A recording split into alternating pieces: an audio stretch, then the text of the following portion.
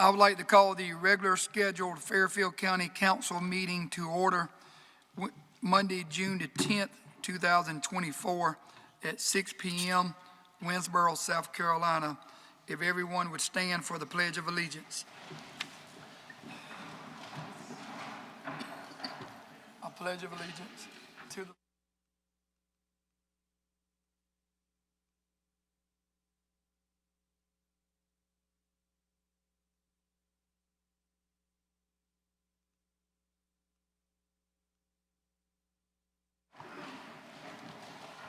Thank you. Next, we are down to the approval of the agenda. So moved. It's been moved and properly seconded. Is there any discussion? Seeing none, all those in favor? All those opposed? Let the record reflect 7-0 on approving the agenda. Now we are down to invocation. Vice Chair, Mr. Gilbert. Let us bow our heads. Our Father, which art in heaven, we thank you right now, Lord God, for this opportunity to say thank you for what you've done for us, what you're doing, and what you will do for us, Lord. Lord God, we ask that you look down upon us as we go into this meeting tonight. We ask that you give us the wisdom, knowledge, and understanding of what this job responsibility is all about. We ask that you bless each and every one under the sound of my voice. Father, we ask a special blessing for our officers that's sitting in our audience and all over our county right now, Lord. We ask that you bless and protect them. We love you, Lord. We thank you. We ask you to forgive us for all of our sin. And again, Lord, thank you for being God and God alone. I pray in your Son, Jesus' name, amen. Amen. Next, we are down to, thank you, Mr. Gilbert. Next, we are down to the approval of minutes, and this will be for BWS number 3, 4/24/2024, and that is the budget work session, regular meeting May the 13th, 2024, and special call meeting 5/29/2024.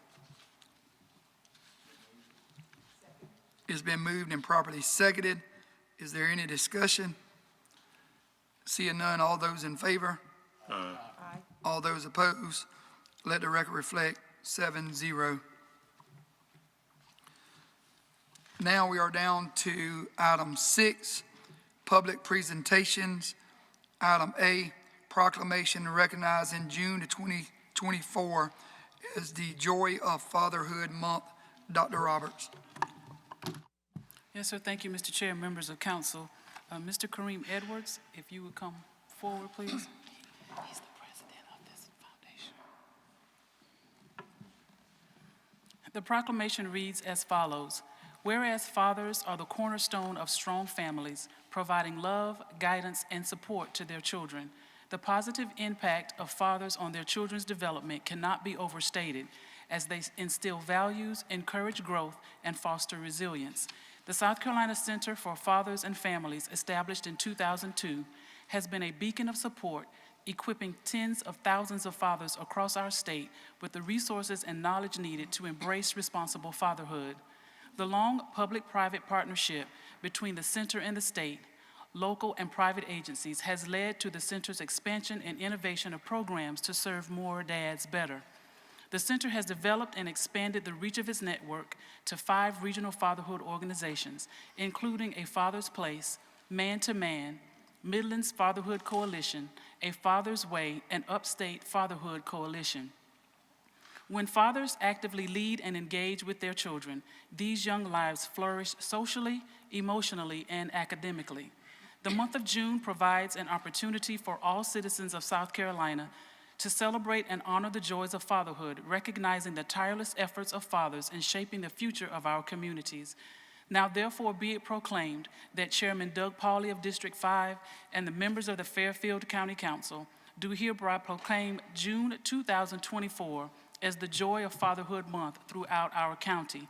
We encourage all our residents to express gratitude for the fathers in their lives, celebrate their contributions, and to promote the active involvement of fathers in children's lives to enhance the lives of our young people, build better citizens, and strengthen South Carolina families and communities. So ordered this 10th day of June, 2024.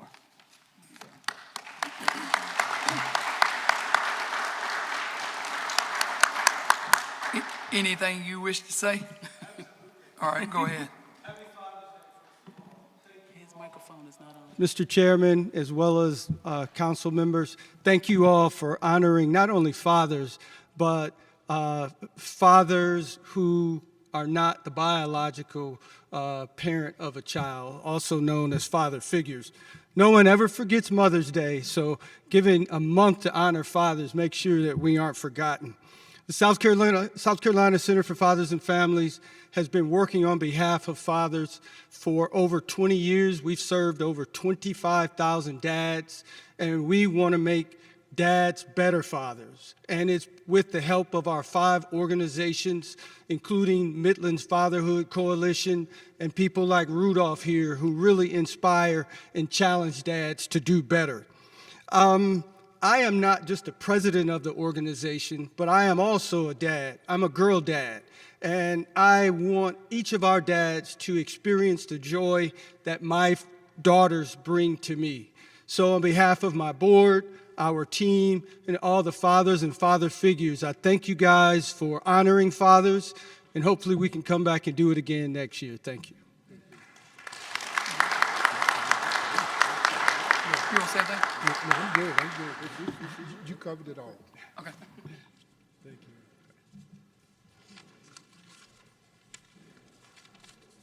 Thought you were going to tell them about your grandmother. Okay.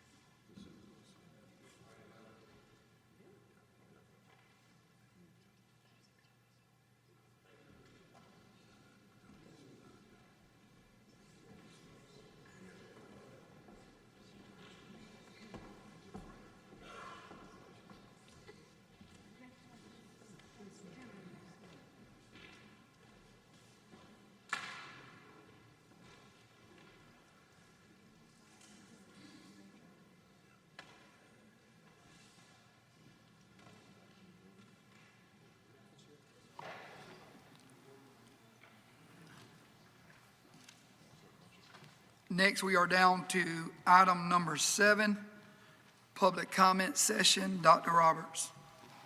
Thank you, Mr. Chair. Brad Douglas.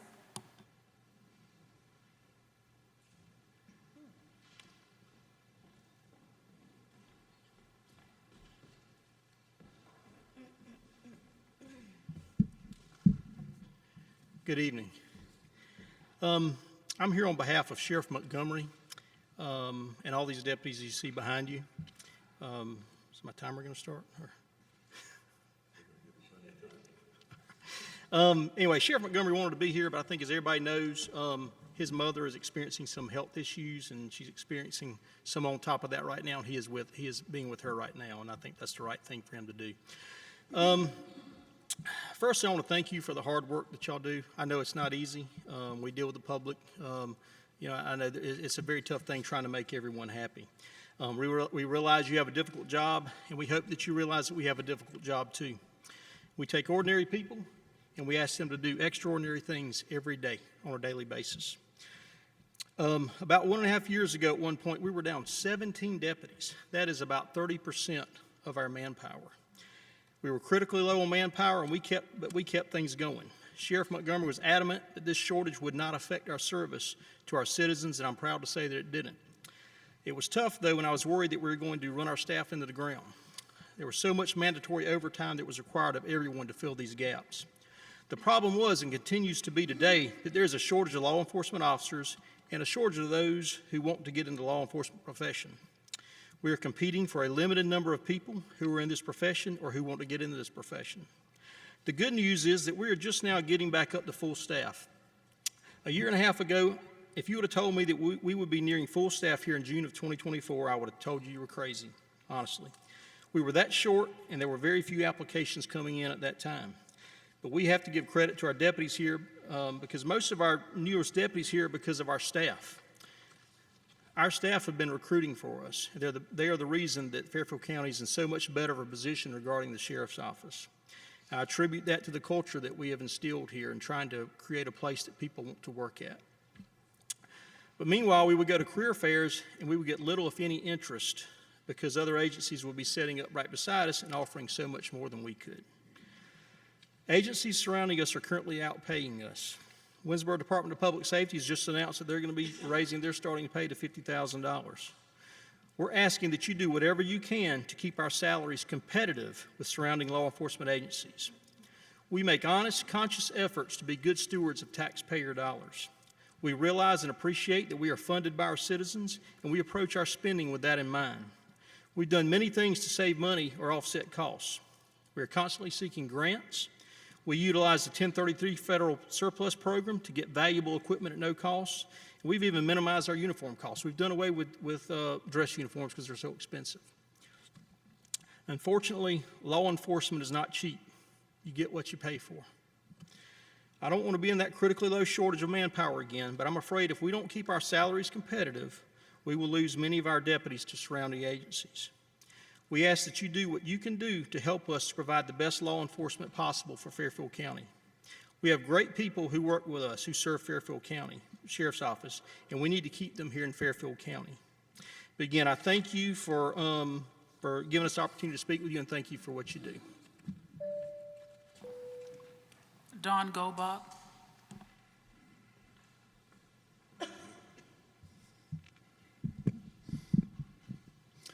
Good evening, Don Goldbach, District 2. I would like to speak to the budget. And before that, I just reviewed the bylaws for the Fairfield County Council. And under the notes for the agenda items under public comment, it states that all comments shall be addressed to the chairman. So out of respect to the bylaws, I will do that, Mr. Chairman, and direct these to you.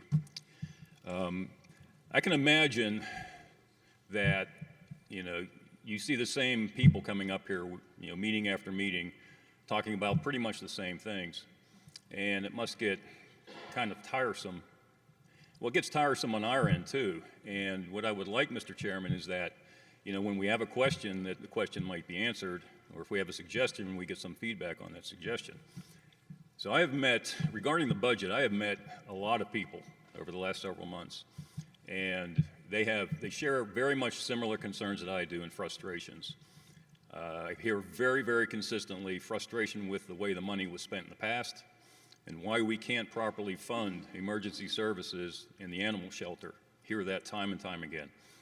So imagine this whole room filled up with citizens with the same concern that I'm speaking to tonight. And we're getting pretty close to that tonight. Pretty good turnout. So when I looked at the year-to-date numbers through April 30th and the revenue that we had year-to-date, we were underspent by $5.9 million. When I looked at the numbers for May, which I just found this morning, we were still underspent by $4 million. And so there's one of two possibilities. One is that we are truly underspent to the budget that we had for last year, or these numbers aren't accurate. And if the numbers aren't accurate, Mr. Chairman, I think we need to understand why they're not. Have all the transactions been put into the register that we see on the website? Have all the receipts from revenue been put in there? If not, that's a whole different problem. But if these numbers are accurate and we have a $4 million surplus through 11 months of the fiscal year, this current fiscal year, we should be able to set aside some money next fiscal year and target that for emergency services, for the sheriff, the fire, the EMS department, and the animal shelter. And I would suggest, Mr. Chairman, that if that's the case, that you and your council could have meetings with the heads of these departments identify their priority needs, how much money they would need, and then spend that money that we underspent this year. But again, if those numbers aren't accurate, I would like to understand why not, and what's it going to take to get accurate numbers. Thank you for your time. Kathy Falk.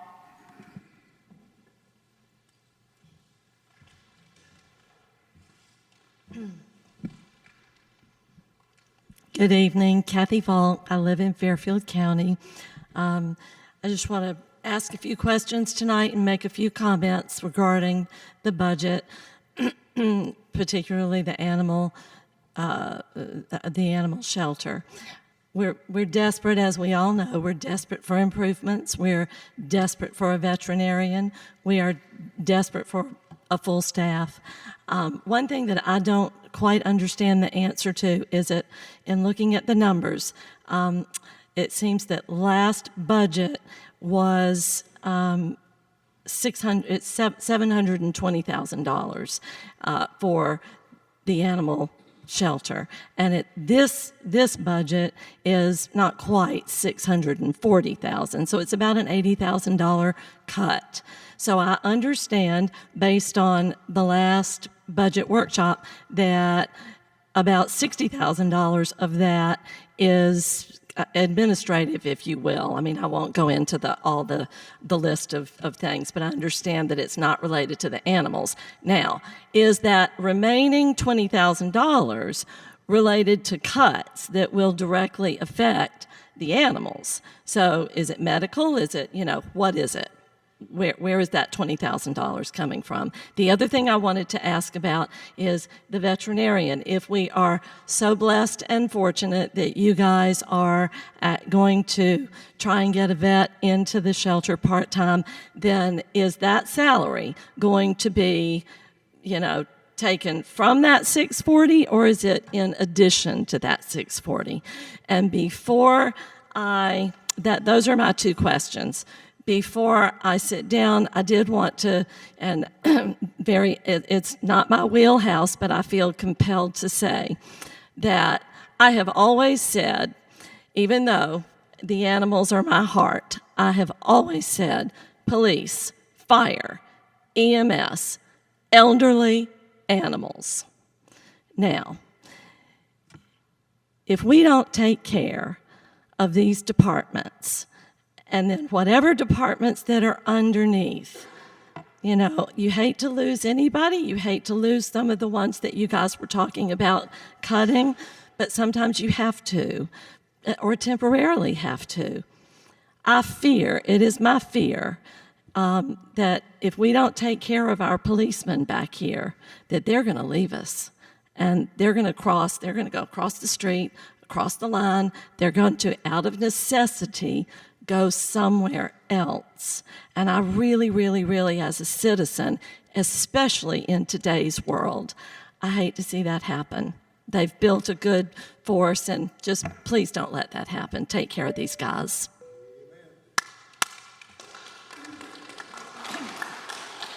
Brenda Worthington.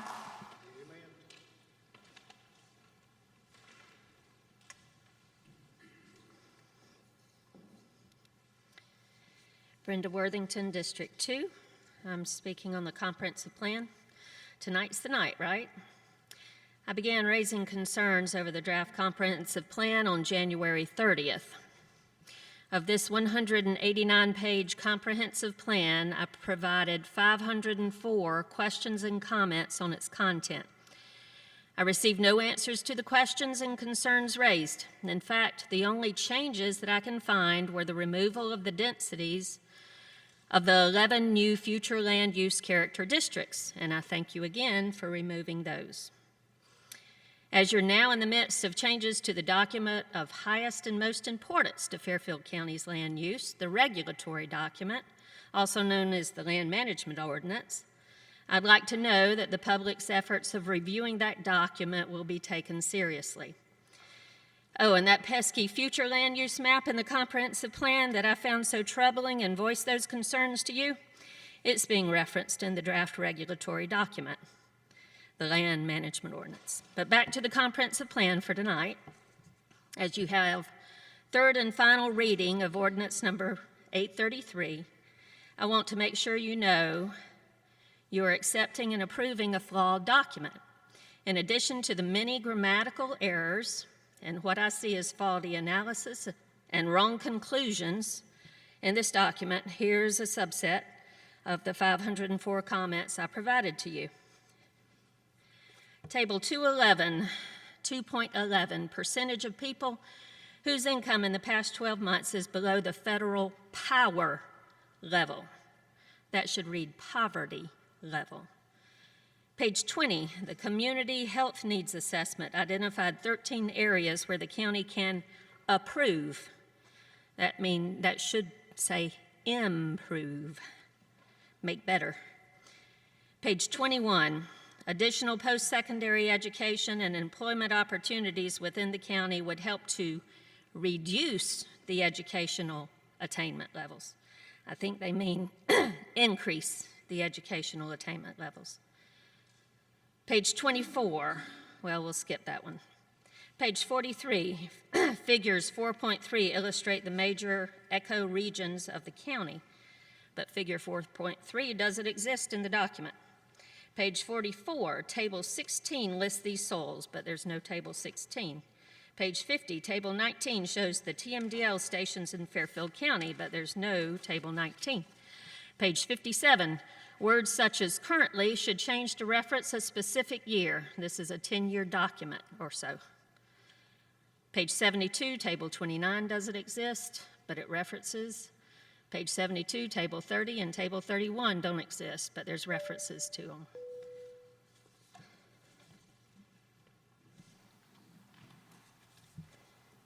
Morris Worthington. Thank you, County Council. I'm here to finish some of the comments of what Brenda was making.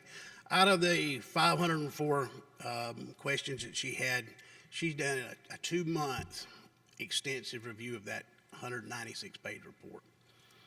If you're missing the small stuff, what about the big things? This is just the little small things that we're talking about here. A couple more that she mentions right here that wasn't able to mention in her talk. Unemployment rates have been steadily increasing to 5%, slightly lower than South Carolina's unemployment rate of 5%. 5% is 5%, either side, so it's not slightly lower. But it mentions it, that's a small thing. A small thing here that doesn't include Duke Power as any electrical power source provided in this county. I know of about half the county it does provide, and it's not even mentioned as one of the electrical companies. The other thing that it does, it references Fairfield Electric Co-op as Fairfield County Electric Co-op. I don't think the county owns that electric co-op, so they just got county in the wrong place. This is a government thing that y'all are voting on, and having just your grammar, your wording and spelling and things like that right should be important to you. You're there, one of your duties is to protect us citizens. You're our vote. I can't go out there and rewrite this document and everything else, but getting the small things right, the big things normally come along. The other couple of things now, that there's a new 12th station to be added at the fire services in 2022. This is 2024. We actually added that 12th fire department in 2023, not doing it in 2022. We're way past that. The Lake Watery State Park is mentioned as having 72 acres, and that's wrong. If you go and look under Fairfield County's assessor's office, there's 238 acres in the state park. Just a little thing. Educational facilities doesn't include the Midland STEM program system. You mentioned some of the other ones, but this is a program that I think, the school program that we're relying on, a lot of us, to help improve our education system in Fairfield County, and it's not even mentioned as one of the organizations of the schools in this comprehensive plan. True Vista is mentioned as a provider, and we don't even mention what's the other, Spectrum, as being one of the providers for the county. So it's just a little few of the small things. What I would like to say that I know you have a lot on your plate, and I doubt any of you will read this report in its entirety. And that's understandable, but we expect that if you can handle the small things and get this report right before you go in there and vote something in that does make a difference. This is not just a guideline, y'all. This is something that is going to be used in the next thing that we're going to go in and get, and that's the land management part of it. So getting this part right is going to help us. Jeff Schaefer.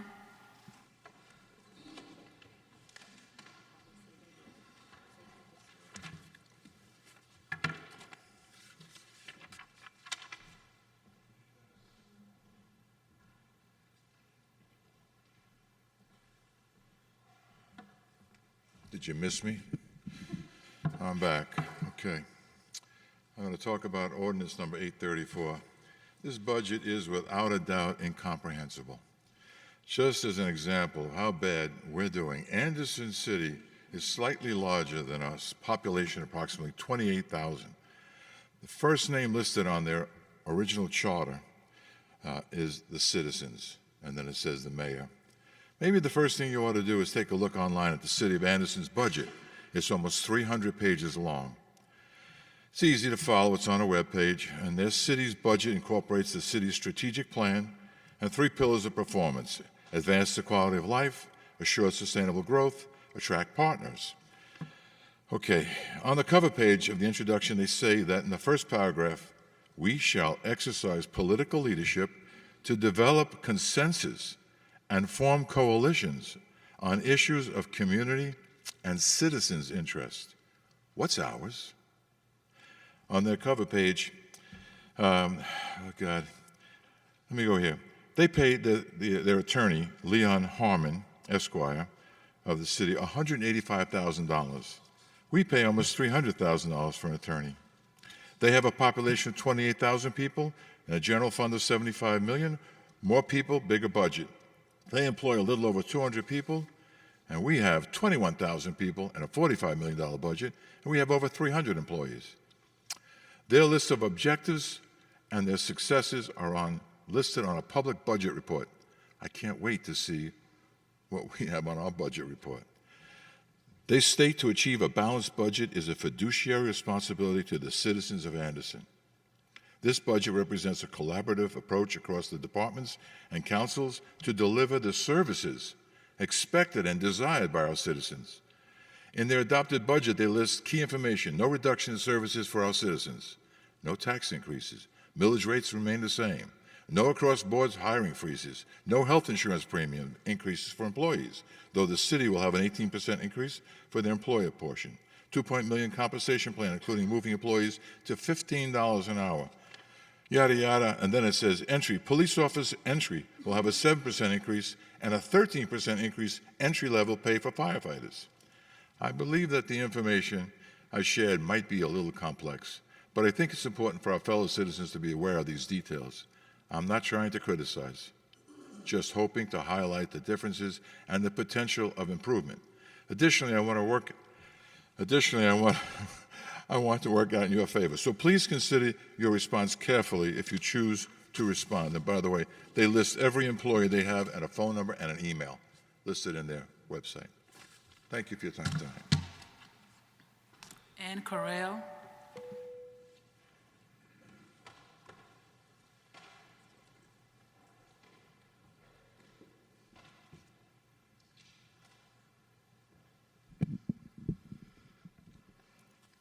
Ann Correo, District 2. In addressing the proposed budget, one would anticipate a well-planned, flexible, realistic, and clearly communicated budget. After submitting FOIA requests, which I thank you for your diligence on that and your attention to detail, I submitted FOIA requests and analyzed the data. I would reflect that citizens need to be supplied information that is transparent and understandable. So much of the information supplied is undecipherable and obfuscent, but you're doing well to correct that for me. Obfuscent meaning seems relevant, but when you actually analyze it, it is rendered unclear. It seems on the surface valid, yet it misleads people to assumptions and inaccuracies, which they should not be communicating to the public. So let's delve in and assess. The first thing the public needs to understand is that 80% of a budget is locked in due to payment commitments such as bills and continual yearly expenses.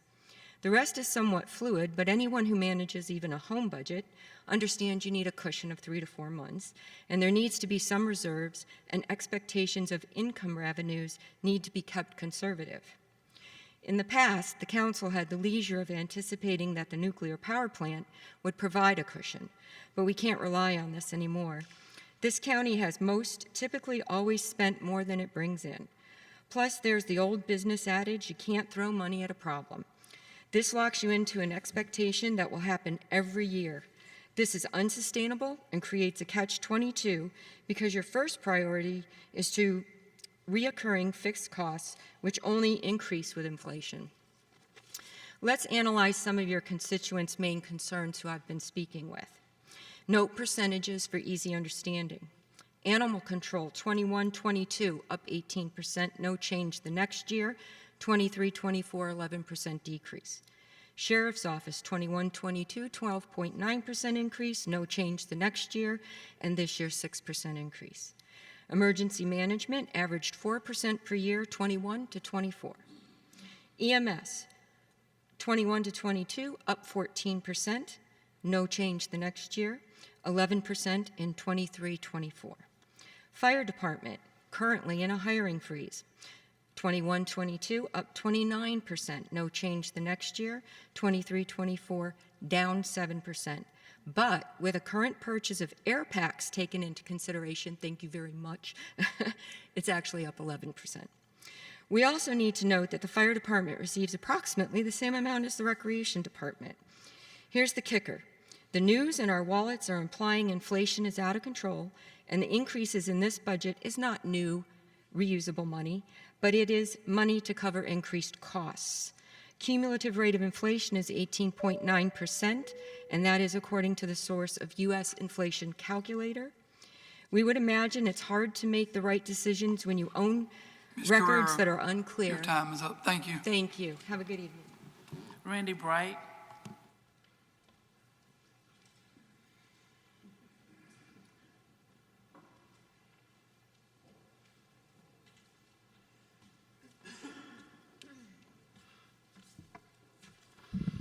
Randy Bright, Ridgeway, District 1. First, I'd like to take a quick second and a note. I'm surprised, and we should have recognized Juneteenth celebration. You won't have a meeting before the Juneteenth comes up, and I think that's a gross oversight on council's part, and would like to see that rectified as soon as possible, please. This is for the whole United States, not just Fairfield. However, like it was pointed out, the comprehensive plan is not nearly ready, and neither is the budget. First of all, to Don Goldbach's point, I have little faith that their financials are even accurate enough to base a budget upon.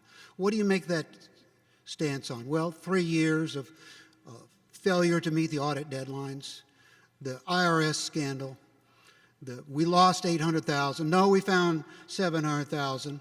Just a myriad of problems. And not only that, if you follow on a monthly basis the payment register, we're always way behind on updating our payments. If you look in the payment register, the payments go way back to last year, even in this month. You can't rely on our current financials. Until you can, you can't correct the problems that you're basing this budget on. Additionally, you can't go ahead with a budget that you have effectively blocked the citizens from following along on the financials. One worksheet book of 267 pages that's secured in the lobby of this building for 21,000 residents is a stick in the eye to your constituents, telling us, we don't care if you know about the budget, we're just going to do the bare legal minimum and make you really earn it to study the facts. Well, I have, and there's so many questions that you have not answered, that the budget is not ready. You have over $100,000 in meals, travel, lunches. The book reads like a travel log. We're not in a travel business, but you've got plenty of room to cut there. Why have we raised the budget in the finance department by over 50% since 2022, when inflation is less than 9% in that period? And you've got other departments, economic development, community development, that have gone way over. You've hired new employees when you can't even fund our police and fire and EMTs. New employees that are not essential. PIO, tourism director, other new employees that are not essential, but the first thing you should concentrate on is safety, and that's our Sheriff's Department. Thank you. You're not ready. No one else signed up to speak, Mr. Chair. Thank you, Dr. Roberts.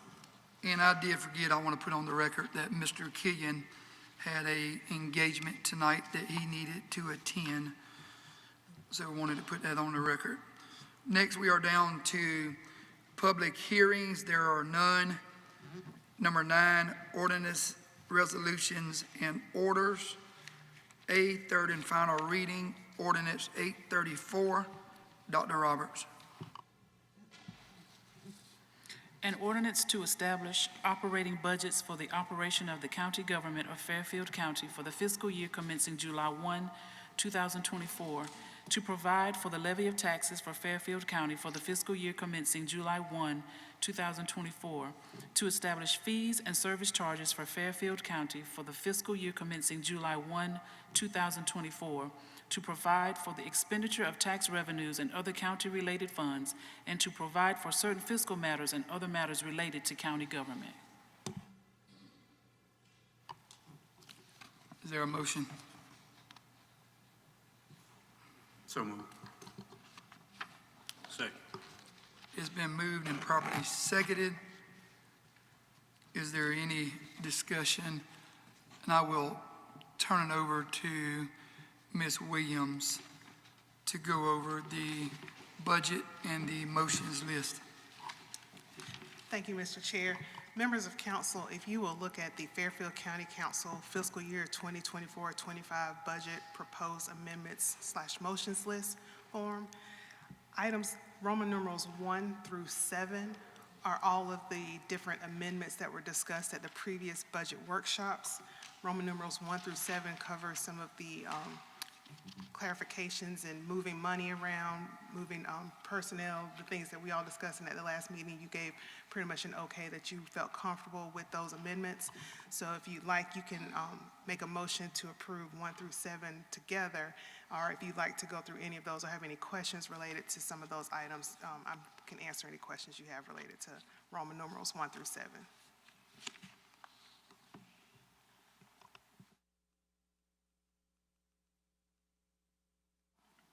So moved. Second. It's been moved and properly seconded on the motions list for 1 through 7. Are there any discussion? Can't you read those off so people out there know what we're voting on? Ms. Williams?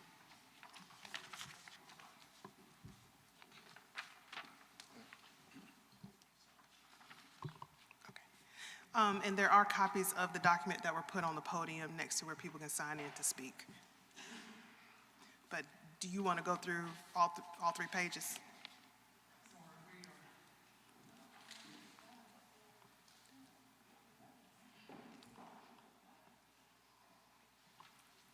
All right, Roman numeral 1, general fund revenue increases, is to increase account number 100-000-4524 by $351,477, local government fund, rural stabilization.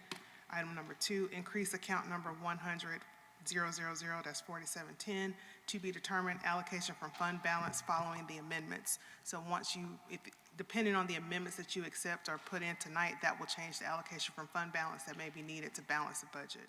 Those are all the general fund revenue increases that were discussed with you, and that was moving the rural stabilization funds from a special revenue account into the general fund account. General fund expenditure increases Increase account number 100-003-5101 through 5157, County Administrator, by $88,366. Personnel expense. This was moving the project manager from the Rural Stabilization Special Revenue account into the County Administrator's budget. Under building maintenance, increase account 100-011-5102 by $10,000, building maintenance overtime. Increase account 100-011-5105 by $2,980, that's building maintenance temporary fill-in. This was after we had meetings with the building maintenance director to make sure their overtime and their temporary fill-in positions were made whole. Sheriff's Office, increase account number 100-026, that's 5102, by $70,000. This is to correct the Sheriff's Department overtime pay accrual that was discussed at the last budget work session. Increase account 100-026, that's 5401-01, by $10,000. Sheriff Department, Sheriff rental and lease equipment. That was related to those cameras that were discussed at a previous budget work session. Increase account 100-026, 5403, by $600, sheriff dues and membership fees associated with where they go for the firing range. Number 4, increase account 100-101-5205, $3,000, EMS medical services. Number 5, increase personnel services account 5101 through 5157 in 100-056-005 by $259,952, Fairfield Transit System personnel expense. This was moving those Medicaid personnel expenses from the special revenue account back into their general fund account. Increased account number 100-008-5418 by $100,000, general fund grant. This is because the airport is applying for some grants. This will be matching funds if needed. Ms. Williams, Yes. if you want to, I will read a few of these and you can comment if you like, so you don't have to read every single one of them. Number 7, community development, increase in account ending in 5308, $100 toward community development textbooks. Item B, increase account ending in 5450, $720, community development application and exam fees. C, increase account ending in 5505, $2,526, community development travel. Number 8, increase account ending in 5401-04, $3,000 for the museum office and building space. Item 9, increase personnel accounts ending in 018, $96,885 for salary and fringe for animal control part-time veterinarian. Number 3, general fund expenditure decreases. 1, decrease account ending in 5214, $20,000 for general operating engineering.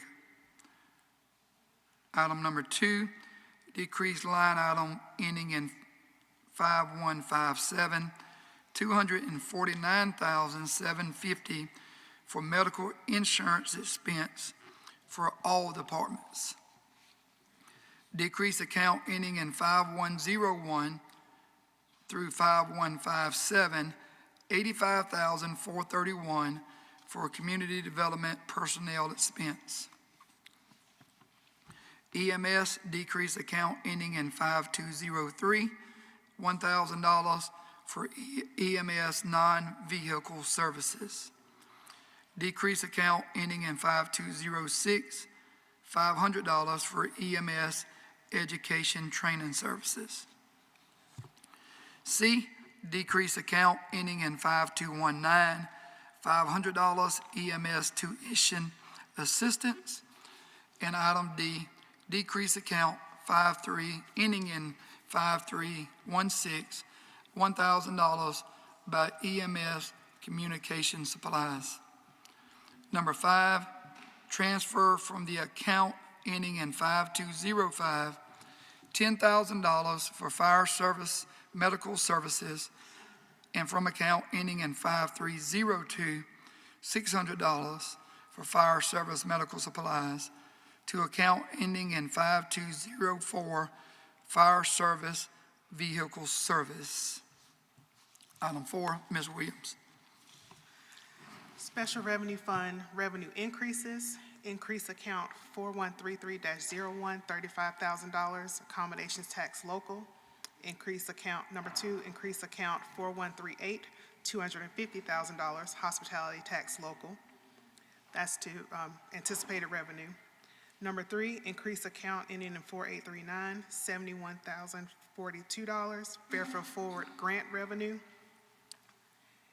Number 4, increase account 4133, tourism promotion by $27,764, and 4133, tourism-related $80,670 for a total of $108,434. That should be 4133 and 4132.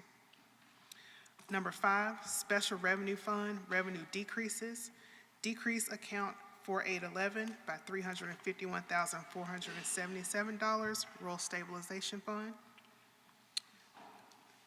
Roman numeral 6, special revenue funds expenditure increases. Increase accounts 5101 through 5157 by $71,042 for Fairfield Forward personnel expense. Number 2, increase account 5926, tourism promotion, and account 202052 5926 by $108,434. Number 3, increase special revenue expenditure 5604 by $150,700 for EMS lease purchase for 13 cardiac monitors. Number 4, increase account number ending in 5605, $170,000 EMS ambulance remount. Number 7, special revenue funds expenditure decreases. Decrease accounts ending in 5101 through 5157, $88,366 personnel expense. Number 2, decrease accounts ending in 50101, 50102, 50105, 5154, 5155, 5157, $259,952 from the Fairfield Transit System personnel expense. And that is numbers 1 through 7. Is there any discussion on those from council members? Seeing none, all those in favor of numbers 1 through 7? All those opposed? Let the record reflect 1 through 7 has been approved 7-0. Any other motions on 8 through 10?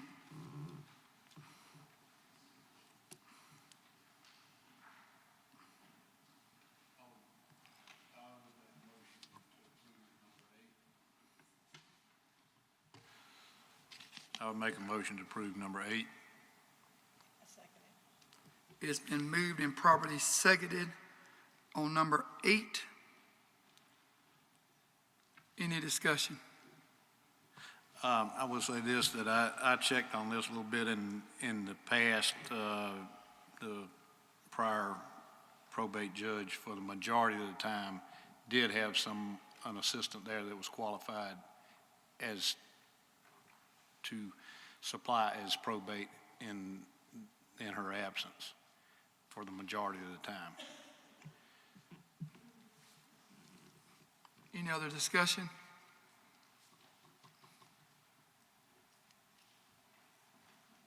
Seeing none, all those in favor? All those opposed? Nay. Nay.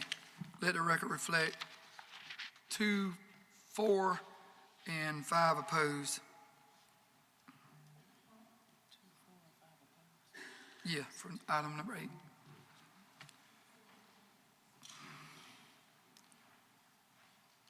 So that did not pass, is that what you're saying? Right, yes, ma'am, did not pass. Mr. Chair, Yes, sir.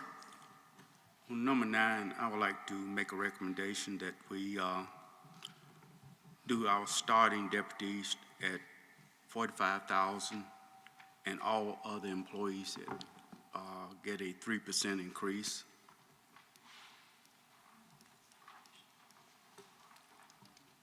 Is that a motion? Yes. Is there a second? Second. It's been moved and properly seconded.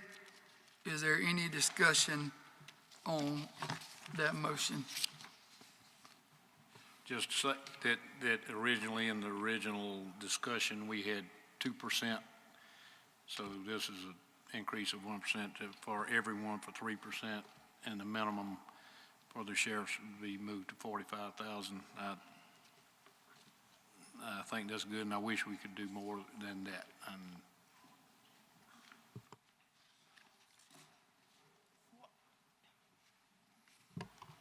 Do y'all think that 45,000 is, I mean, y'all are all happy with that? No, I'm not happy with it. So here's one down here for 47.5. What's wrong with that one? Right here, or increase sheriff salaries, deputies to 47.5 starting.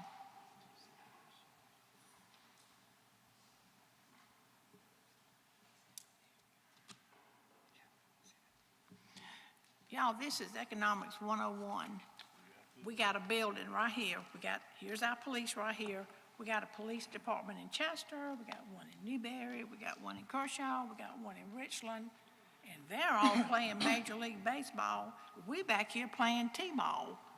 We want to start them at 45,000. We need to get the ball game.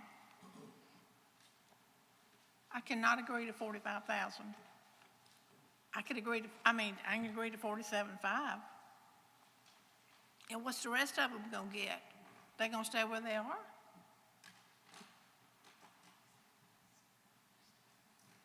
Can anybody talk? Yeah.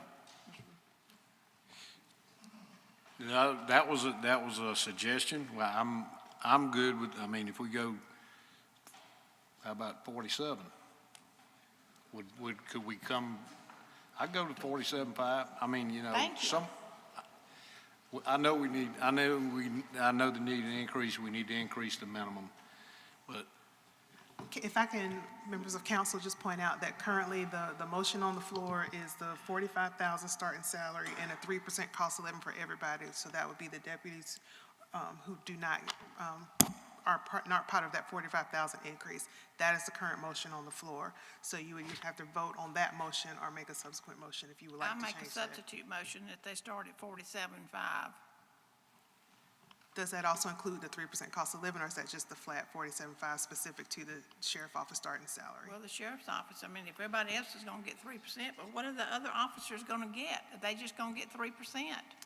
Correct. The current motion on the floor is 45,000 starting salary, and all other county employees receive a 3% cost of living, which would also include other employees in the sheriff's office. That's the current motion on the floor. So that's, if you wanted to make a subsequent, just need clarification. Are you just doing for the starting salary, but are you also going to make a subsequent motion to include a cost of living? I'm just interested in the starting salary right this very second, 47.5. So you don't want to give other employees a 3%? Yes, I think they do, but I want to talk about this first. That's my substitute motion, is the 47.5. Okay, her motion is just the 47.5, does not include the 3%, the 3% for all other county employees. Is there a second on Ms. Swearingen's substitute motion? Dan, do you agree with me?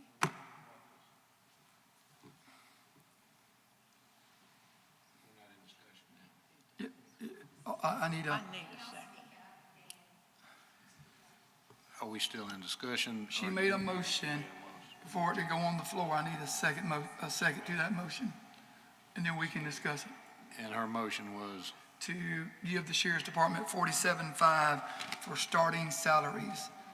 Nothing for other employees, just the sheriff's department starting salaries, 47.5. That's all I'm talking about. That's right all she's this talking second, about. This very second. I'll second it to get to discussion. All right, it's been moved and properly seconded. Is there any discussion? Okay, so I'm gonna throw another one out there. If we change, not to 47.5, but if you change it to 46, plus the COLA, that would make it 47, about 47.4. If you made the minimum 46, plus add the COLA to that and everybody else, that minimum, that 46 with plus 3% would make it almost 47.5. So if you made the base salary 46, that's, it's just discussion. Right. All right, is there any other discussion? Now we're back to Ms. Swearingen's motion of doing 47.5 for the starting pay for the Sheriff's Department with no other increases for employees. All those in favor of that motion signify by saying aye. Aye. All those opposed? Nay. Ms. Swearingen, what was your vote? Okay. Ms. Swearingen, motion fails. 1 in favor, 6 opposed. Now we're back to the original motion that was put on the floor by Mr. Gilbert that states $45,000 as starting pay and a 3% cost of living increase for all the other employees. Is there any discussion on it? So you gonna give that 45,000, those people 3% also? That is for starting deputies. Can I make another substitute motion? You can, Mr. Roof. Okay, this would be what I said a minute ago. Make this minimum 46,000 and add COLA to that also, along with all other employees. So that would make the minimum start at 46, but they would automatically get the 3%, would push it almost to, what I say, 47.5, almost. So the starting salary would be 46? 46. Okay. And then a 3% for everybody else? Everybody. All right, there's a motion on the floor, a substitute motion by Mr. Roof, starting salary, excuse me, 46,000 for starting deputies and a 3% increase COLA for all other employees. I'll second that. And that included those also. That included the 46. If there's anybody at 46, they would be at that also. That would get them to almost 47.5. That's what I'm getting at. No, the starting salary Right, would be 46. right. But if there's anybody there with that right now, they would also get that COLA. You follow me? That's what my motion is. Well, anybody that's not currently here, that's already employed, is going to receive a 3% increase. The 46 will be for any new deputy that comes through the door, would be a 46 starting salary. But all other deputies that's currently employed with the Sheriff's Department, along with every other county employee, would get a 3% cost of living raise. Okay. Are there any deputies making less than 46,000? What you gonna do with them? Ms. Williams, would you have that information, please?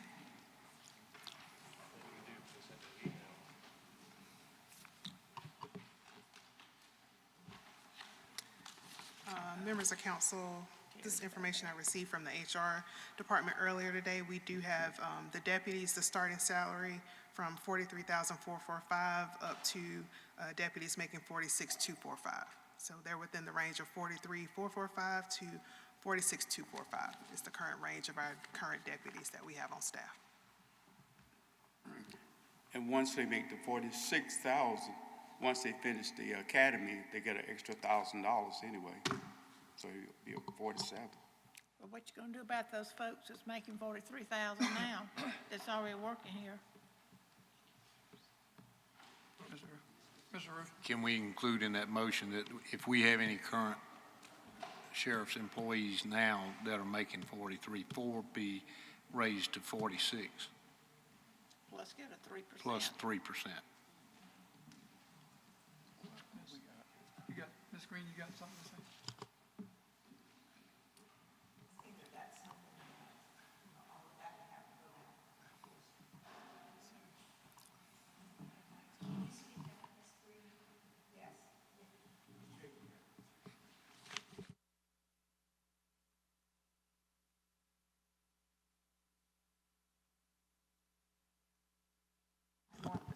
Got someone else? Okay, thank you.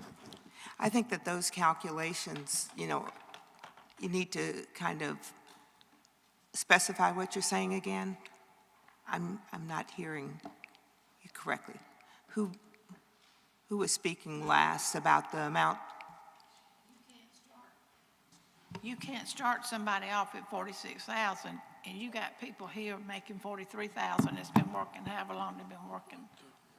I think that we're gonna have to table this and take it back to HR or take it to somewhere and get this straightened out. If you approve the new starting salary, whether it is the 45, the 47.5, or 46, that will go into effect July 1. So anybody who is currently making less than whatever the starting salary is now will be moved to that new starting salary starting July 1. But it's not fair for those people that have been here for a year, 2 years, 3 years, for them to be making the same thing that a starting person is. They've got to make more than a starting person. Which is one of the reasons why we mentioned at the last work session that if you move the starting salary, you then have to look at the internal equity in the rest of the department. Because as you bump up the starting salary, you do have people who get closer to other employees. And so 46,000 and a 3% was not a scenario that we had the chance to look at and see the cost and also take into effect internal equity. Okay, so can we table this part right here till somebody looks at it and gets it straightened out? Mr. Morgan. Yes, Ms. Swearingen, what ends up happening is we've already had a main motion that has been brought to the table, and then have been amendments that have been added to that. At this point in time, to table it would require that the person who initially brought the budget ordinance back out, basically all the ordinance, all the amendments that have been made would ultimately have to be rescinded and taken back, so that way you can table it and then bring it forward at the next meeting on the 24th.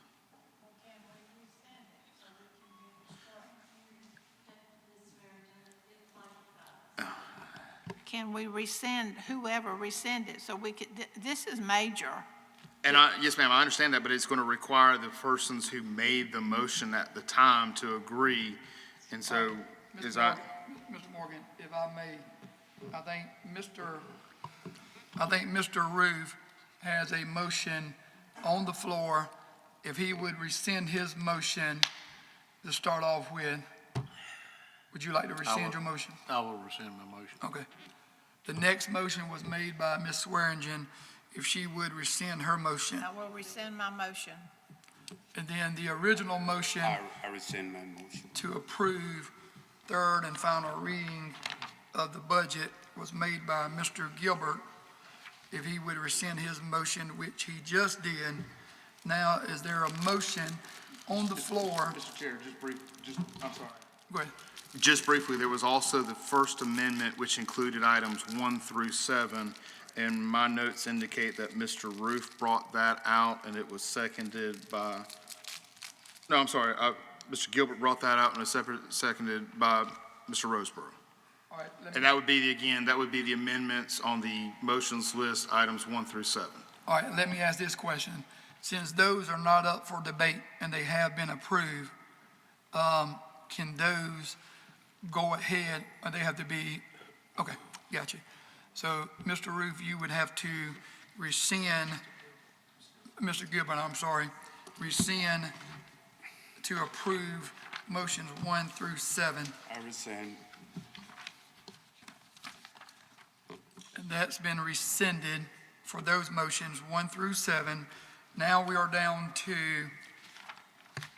the third and final reading of ordinance number 834. Is there a motion on it? If somebody wants to table it at this time, we'd I make make that. a motion, we table it. I second that. It's been moved and properly seconded to table third and final reading, ordinance 834. All those in favor? Aye. All those opposed? Let the record reflect 7-0. Third and final reading, ordinance 834. Item B. Item B, third and final reading of ordinance number 833.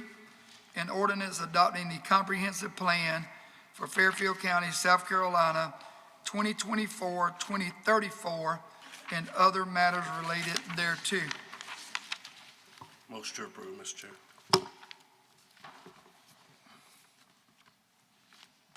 Needs to be corrected.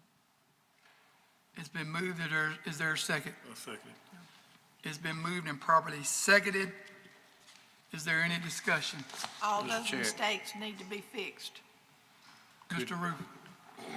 And I guess I need to ask the attorney, can this be voted on pending corrections that the Worthing, or or is it better to table it? There were a lot of corrections, I think, that need to be made apparently, or do we need best to for me, to fix it right as best we can? Mr. Roof, I'll address that, and I'll ask Ms. Williams to also chime in as much as I haven't drafted that. The county had outside consultants through the COG that prepared that. So any of the edits that need to be made would have to be made by that outside entity. I don't know the timing for that, so I can't speak as for that.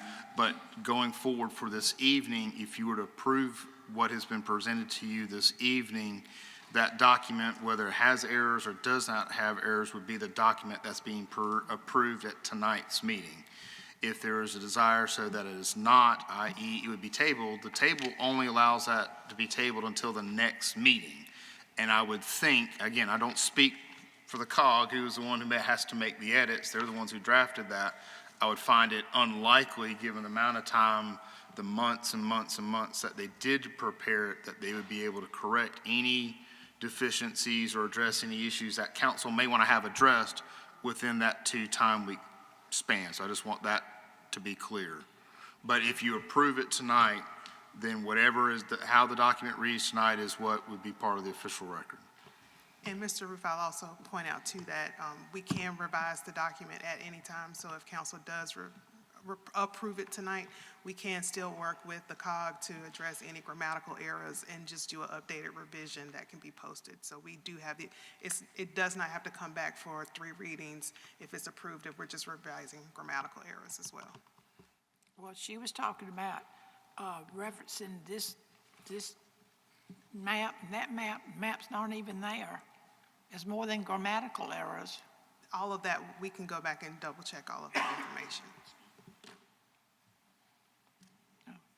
I can't vote for that.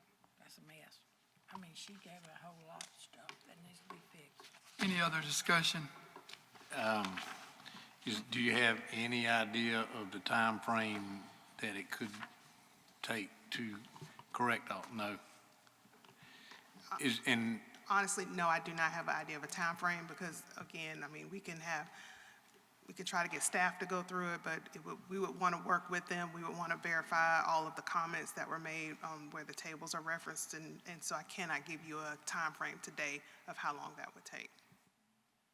Even if apparently they've done, the Worthingtons have done a lot of work, and they supply all those, and I know you were taking notes on it, but they were to supply you with all of those corrections they have.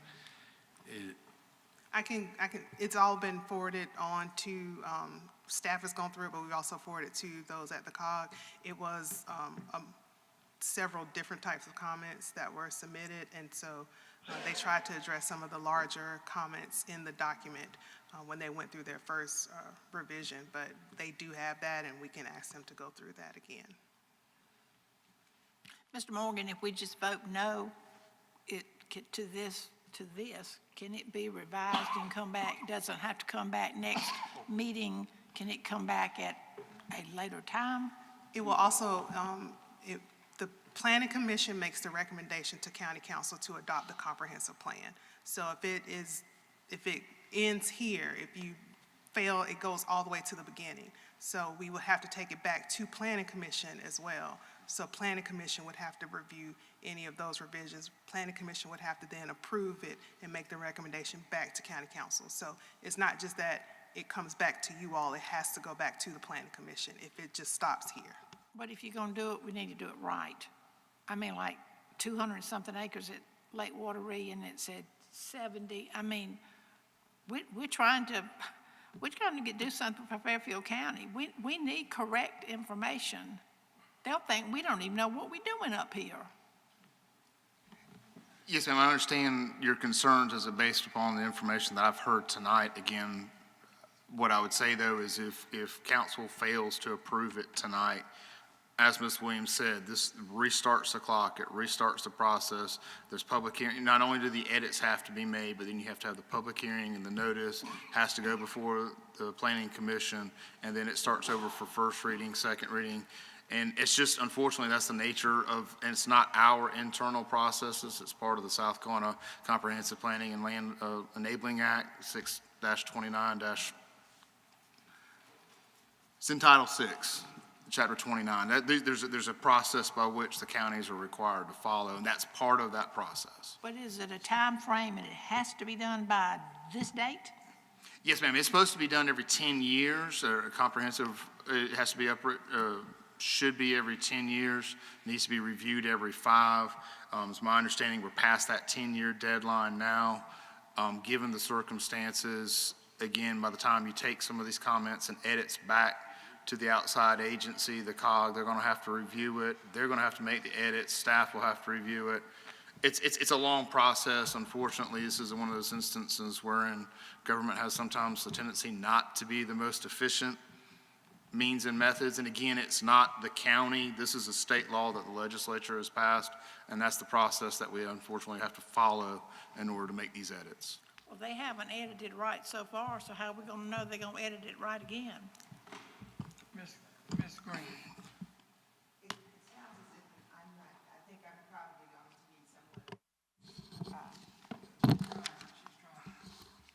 someone. Okay, if I'm correct, or if I heard you correctly, Ms. Williams, you said once the comprehensive plan is adopted, you can be updated at any time?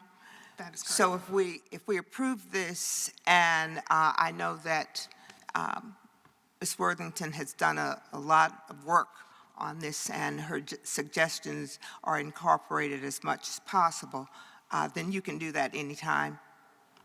Yes, ma'am, that is correct. And it also sounds like, unfortunately, the fastest way to get it done is to pass it rather than start over and have the changes made. They can be done more rapidly than starting back over, correct? Yes, sir. Given the circumstances and the timing, that's accurate.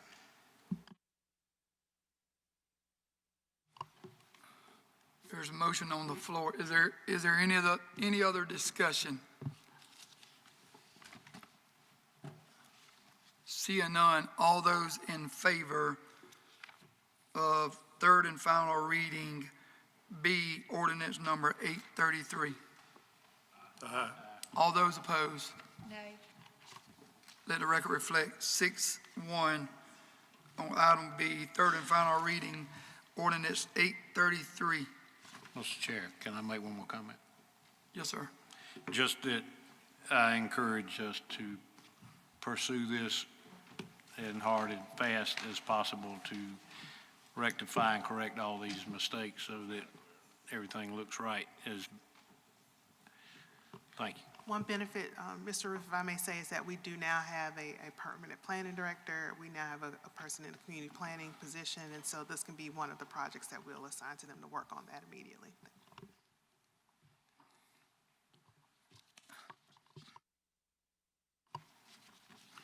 Next, we are down to 9C, First reading by title only, ordinance number 835, an ordinance to consider the request to amend the Fairfield County Land Management Ordinance number 599 in the related zoning map to provide for the zoning reclassification from RD1 to B2, tax map number 185002020140000, located at 438, 440, and 444 Mount Hope Road in Ridgeway, South Carolina, owned by David R. Brown. This is first reading, no discussion, title only. So move. It's been moved and properly seconded. All those in favor? All those opposed? Nay. Let the record reflect 6-1 on 9C. First reading, title only, ordinance number 835.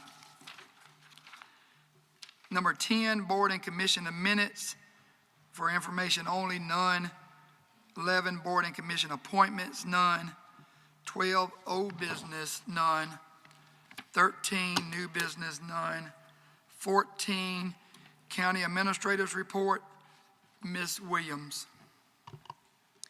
Thank you, Mr. Chair. First, I'll start by introducing our new Economic Development Project Manager, Mr. Devarius McDonald. He'll stand up. I'll read his bio. Mr. McDonald, a proud native of Rock Hill, South Carolina, has roots that run deep across our region. Raised amidst the rich tapestry of Chester, Chesterfield, Fairfield, and Lancaster counties, Mr. McDonald brings a profound understanding of our community's dynamics and aspirations. During his academic journey at Clemson University, he earned a bachelor's degree in economics with a minor in political science. Mr. McDonald distinguished himself by specializing in behavioral and developmental economics. Complemented by years of practical experience in business development, sales, finance, research, and law, equips him with a unique perspective and skill set to navigate the complexities of economic development. In assuming the role of project manager for Fairfield County Economic Development, Mr. McDonald embodies a vision of prosperity and inclusivity. With a keen eye for innovation and a steadfast commitment to excellence, he stands poised to collaborate with stakeholders across the county, steering us toward a future marked by economic vitality and sustainability. Welcome, Mr. McDonald.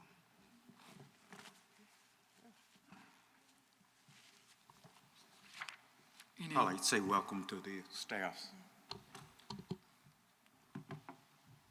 Ms. Williams. And second item, Emergency Management Motorola Service Agreement. This is an action item. You have before you the briefing document. Each fiscal year, Emergency Management E91 enters into service agreements with Motorola Solutions for both the 911 radio system and the 911 phone system. These agreements include tech support, system upgrades, network monitoring, things like that, and they ensure the continuing functionality of the E91 dispatch equipment. So you have Motorola Service Agreement 496075 in the amount of $48,941.90 for the July 24 through June 2025 recurring services for the dispatch radio system, and Motorola Service Agreement 775620 in the amount of $54,325.59, also from July 24 to June 25, covers the recurring services for the 911 dispatch phone system. And also please note that the phone system agreement is eligible for 80% reimbursement from the state, and this is an action item. Is there any other, well, go ahead. Mr. It's been moved and properly seconded to approve this action item, Emergency Management Motorola Service Agreement. Is there any other discussion? Seeing none, all those in favor? All those opposed? Let the record reflect 7-0 on 14B, the Emergency Management Motorola Service Agreement. 15, Clerk to Council report, none. I'm sorry, Ms. Williams, do you have anything else? I do not, Mr. Chair, thank you. 15, Clerk to Council's report, none. Item 16, County Council time.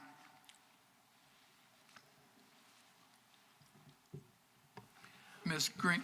Oh. Ms. Green. I'm sorry that my set isn't working. First of all, I'd like to certainly thank Ms. Worthington for all of the time that she spent on the comprehensive plan. I know it's been a labor, and I know that she's diligently worked on that, so thank you for all the time that you've spent, and hopefully we can get all those corrections made and additions. I'd also like to really mention a young man that was really very loved in the community. Mr. Joel Martin drowned on Saturday at Lake Monticello, an 18-year-old who just graduated from Fairfield Central a couple of weeks ago. And we'd certainly like to send our condolences to his family for this. It certainly was just an awful accident, and we all certainly will miss Joel. He had enlisted in the armed services and was scheduled to report on the 17th of this month, so we certainly mourn his loss. I think we should also offer our condolences to the Hill family. Mr. Mickey Hill was funeralized today with tragic accident. Our hearts go out to the hearts and prayers go out to the family, the Hill family.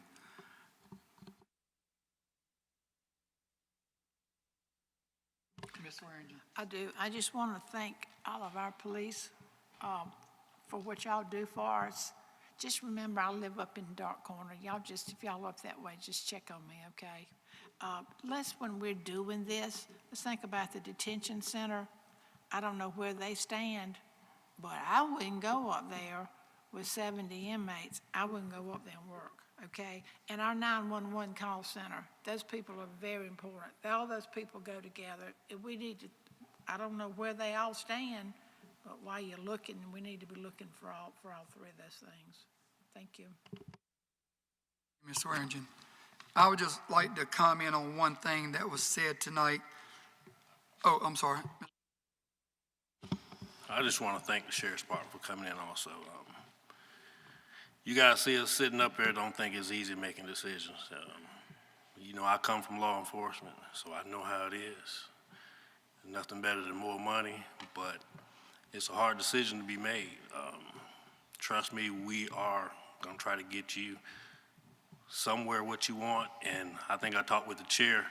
We talked about maybe trying to revisit it. I won't be here, but possibly revisiting it at a later date sometime also.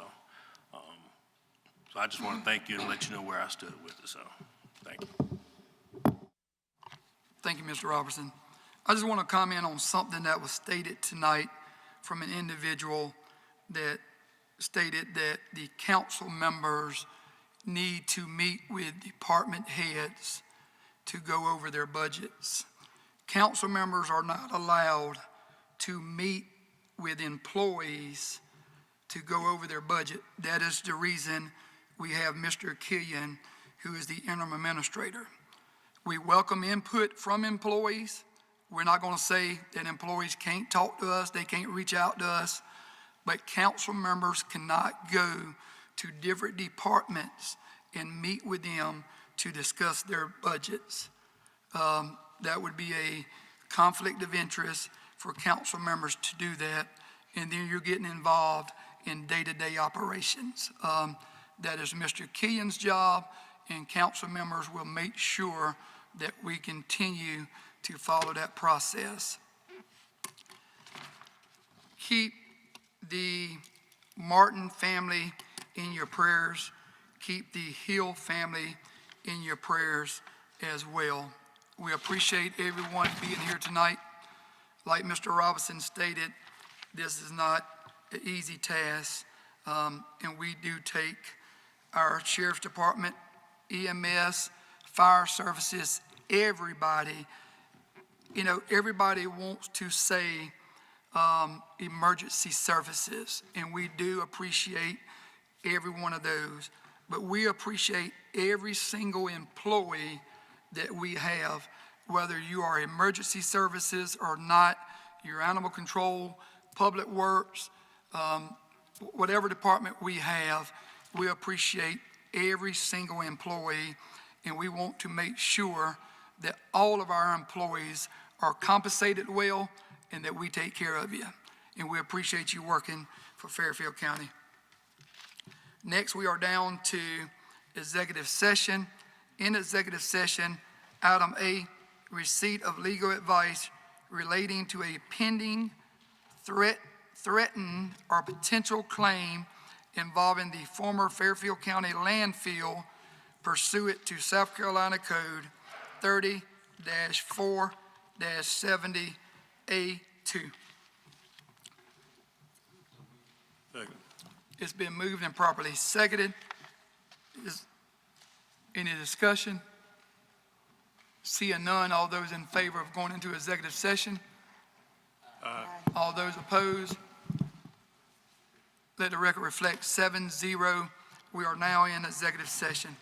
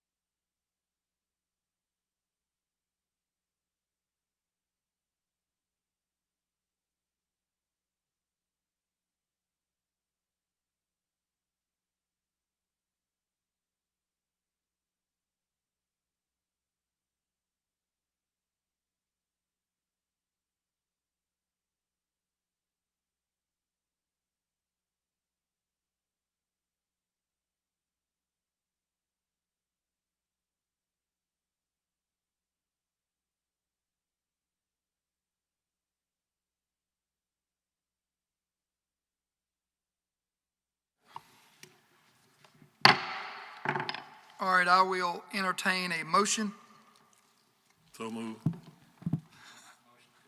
Oh, yeah. It's been moved to come out of executive session and seconded by Mr. Roseborough, I think. So any discussion? All those in favor of coming out of executive session? Aye. All those opposed? Let the record reflect we are out of executive session. I would like to put on the record that there was no action or a vote taken in executive session. I will put on the record that there is a Juneteenth celebration this coming Saturday at 10 a.m. And everyone who would like to participate would meet at Pope Funeral Home, the street beside Pope Funeral Home. Is there any other items to discuss? Seeing none, can I entertain a motion? Second. It's been moved and properly seconded to adjourn. Any discussion? Seeing none, all those in favor? Aye. All those opposed?